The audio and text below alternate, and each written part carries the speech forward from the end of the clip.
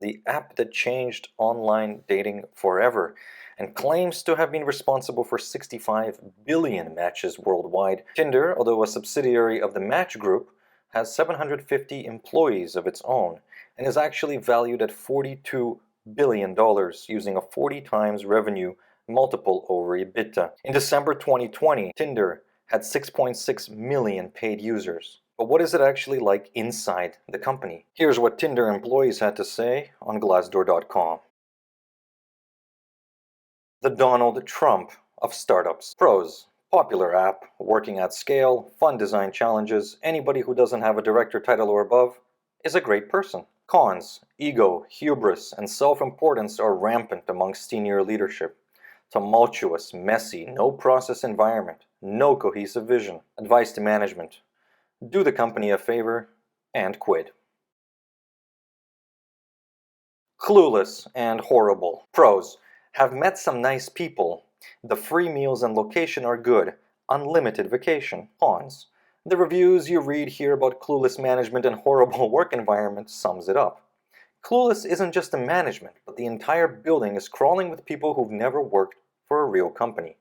And the people who have, like others have pointed out, worked for companies that I don't think anyone these days would consider the place where anyone with an ounce of talent really would admit to working.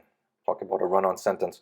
Including the parent company Match. If people knew how to do things at Match, would there be articles and in the financial press about how everything else at Match is declining? The horrible comes from the people who have been around for a while and basically take advantage of their tenure and relationships with the founders and the Match people, because the Match people don't take time to build relationships with anyone else. The new CEO is arrogant and talks only about how to win.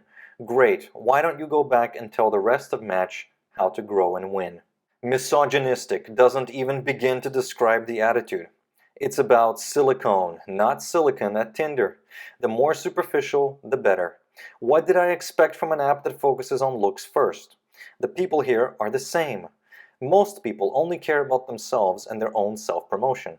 I'm just waiting my time here until it looks acceptable on my resume. I think we can all relate to that one at some point in our careers. All the talk about transparency and how everyone is on the same team. Give me a break. Departments don't share data with each other.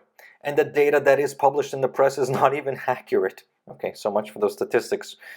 Nearly every department hates each other.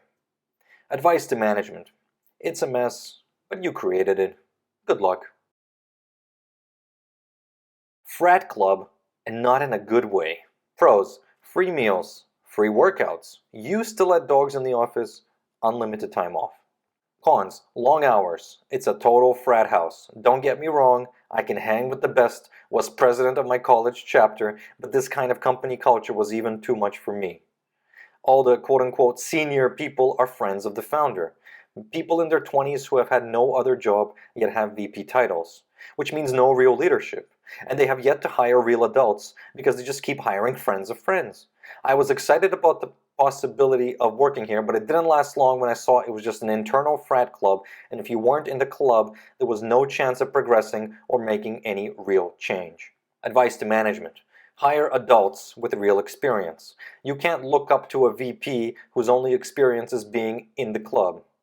The company is a mess with no real direction, and it will take a lot more than good hires to fix it.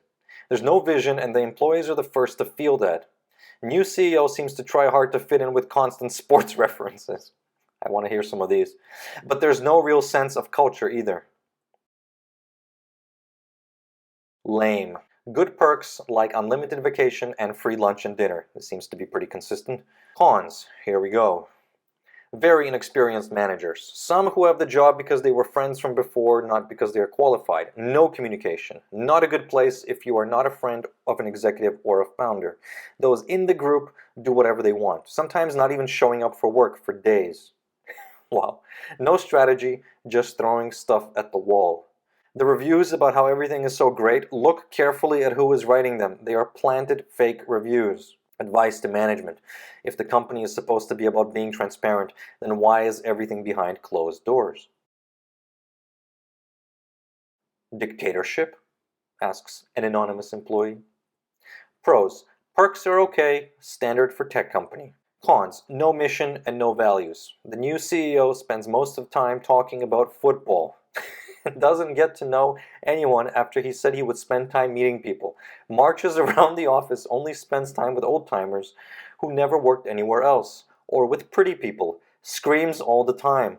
This guy sounds like a meme. All talk is about football and getting people laid, which exec said in company meeting. Now CEO brought people from Match to take over, and they even joke about CEO being dictator. Nice. Advice to management: get some people who really know how to grow a company. This is not a joke, but it is one now. Well, does that sound like a startup you guys have worked at before? Let us know in the comment section, and as always, subscribe for more.